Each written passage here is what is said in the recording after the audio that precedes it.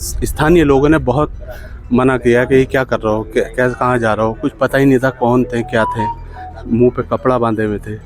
जिला प्रशासन ने पूरी तरीके से इस क्षेत्र की मदद की है और जिन लोगों ने ये गलती की है उनको कड़ी से कड़ी सजा मिलनी चाहिए।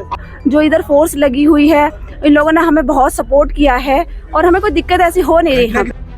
हल्द्वानी के बनभूलपुरा में मलिक के बगीचे से शुरू हुई हिंसा पूरे देश और दुनिया ने देखी। आज बनभूलपुरा में कर्फ्यू लगे 8 दिन हो चुके हैं। ऐसे में कर्फ्यू क्षेत्र बनभूलपुरा का पूरा दौरा किया खबर पहाड़ ने। इस एक्सक्लूसिव रिपोर्ट में देखिए कि आखिर बनभूलपुरा के विभिन्न इलाकों में कर्फ्यू के अंदर रहने वाले लोग क्या सोचते हैं और उस दिन असल में हुआ क्या था।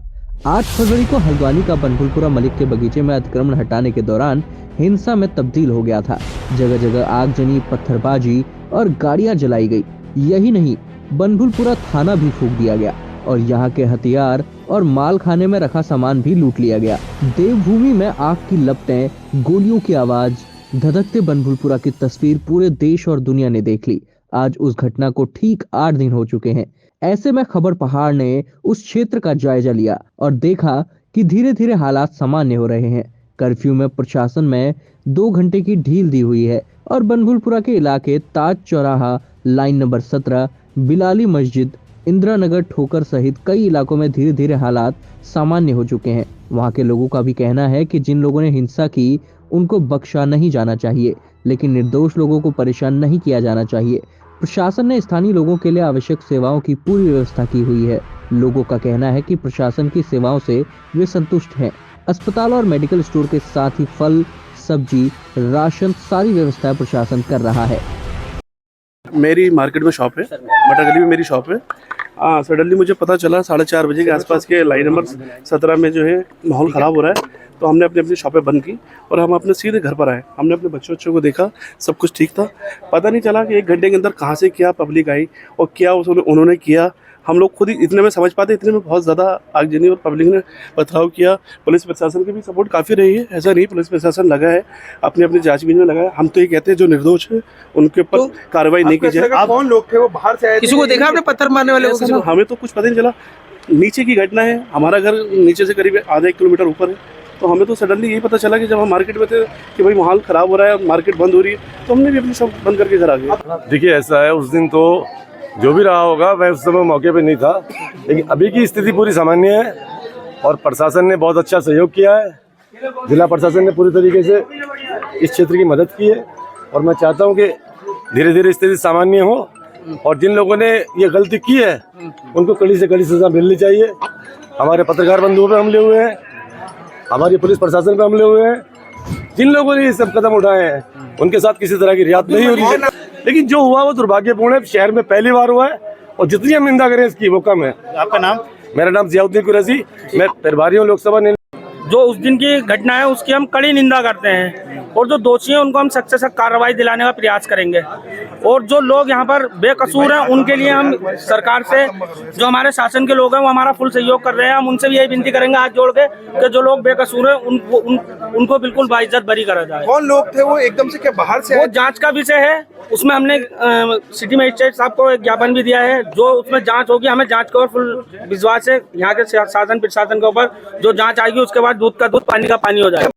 यहाँ घटना हुई है उस एरिया का, मतलब मैं तो यहाँ पे रहती हूँ, इतना तो कंफर्म नहीं है, लेकिन जो कुछ भी किया लोगों ने वो गलत किया और हम लोग यहाँ पे रह रहे हैं, जिस एरिया में रह रहे हैं, हमें किसी भी तरीके की कोई प्रॉब्लम नहीं हो रही है। यहाँ पे प्रशासन ने हमारा बहुत साथ दिया।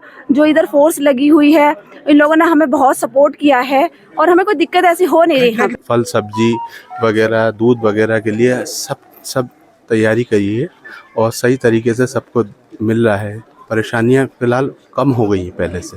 उस दिन जब दंगा हुआ था उस दौरान आप लोग किधर को थे? हम सर सब मार्केटिंग का काम है हमारा, सब वहाँ थे। हम दौड़ा भागी में आए घर पर। क्या सुना आनंद था आप लोग ने? यही सुना था कि वहाँ ऐसा हो गया, पथराव हो गया, भागो यहाँ से ना, इस तरीके से। और सर हम सबसे पहले आके हमने घर के दरवाजे बंद करे, हमने अपने बच्चे हमारे वहाँ फंसे हुए थे उनको लेके आए। फिर उसके बाद यहाँ पर कुछ भीड़ ऊपर को जा रही थी, स्थानीय लोगों ने बहुत मना किया कि ये क्या कर रहे हो, कैसे कहाँ जा रहे हो, कुछ पता ही नहीं था कौन थे क्या थे, मुंह पे कपड़ा बांधे हुए थे। फिलहाल ये है कि सब ठीक है, बेहतर है। मैं हमने मेडिकल वगैरह भी, दवाई सप्लाई वगैरह के लिए अनुमति दे दी है। मेडिकल वगैरह के लिए कोई टाइमिंग वगैरह नहीं रखी है, मतलब रात तक खुल सकते हैं। बाकी जो दवाई वगैरह ख़त्म हो गई थी, हम लोगों को ले जाने के लिए भी अनुमति मैम ने दे दी है। बाकी मैम ने सब अच्छे से कर रखा है। यहाँ डेली आ रही हैं, डेली जा रही हैं, 3 से 4 टाइम दूध सब्ज़ी सब, मतलब सब अच्छे से मिल रहा है। देखिए, कर्फ्यू के बाद से लगातार क्षेत्र में निगरानी की जा रही है और इम्प्रूवमेंट है। माहौल बहुत तेज़ी से सामान्य हो रहा है। उसी के देखते हुए कर्फ्यू में ढील दी गई है। कुछ स्थानों पर 2 घंटे की ढील है, कहीं पर उससे अधिक ढील दी गई है। आवश्यक वस्तुओं की आपूर्ति विभागों के माध्यम से सुनिश्चित की जा रही है, चाहे वो दूध हो, अंडा, ब्रेड, फल, सब्जी, राशन सभी सुनिश्चित किया जा रहा है। साथ ही जो मेडिकल स्टोर हैं उनको खुला रखा गया है। हॉस्पिटल बनफुलपुरा का वो फंक्शनल है, वहाँ पर अतिरिक्त डॉक्टर तैनात किए गए हैं। एक पैथ लैब भी वहाँ पर फंक्शनल की गई है। साथ ही आज से टीकाकरण और गर्भवती महिलाओं के लिए जो सुविधाएं हैं वो भी शुरू की गई है। देखिए, आवश्यक सामग्री जो है खाद्यान्न है और दूध है, ब्रेड है।